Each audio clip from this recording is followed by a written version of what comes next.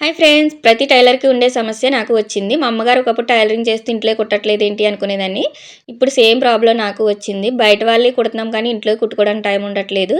సరే పండగకి కదా దగ్గర చేసి కుట్టుకుందాం అనుకున్నాను. ఫుల్ బ్యాక్ పెయిన్ వచ్చేసిందండి. ఈ సారీ అయితే నాకు ఒకళ్ళు పెట్టారు. బ్లౌజ్ ఇలా ఇచ్చాడు.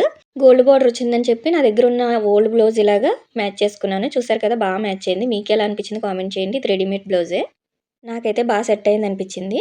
ఇదొచ్చి అన్నయ్య వాళ్ళు పెట్టారండి మేనల్లుడి బర్త్‌డేకి.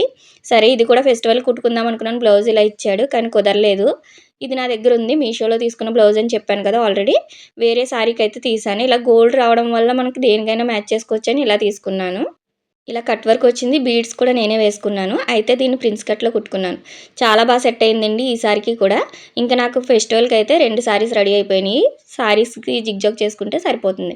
మీకు ఈ సారీస్ ఎలా అనిపించినాయో కామెంట్ చేయండి. నచ్చితే లైక్ చేయండి. అలానే ఎంతమంది టైలర్స్ ఇలానే చేస్తున్నారో కూడా కామెంట్ చేయండి.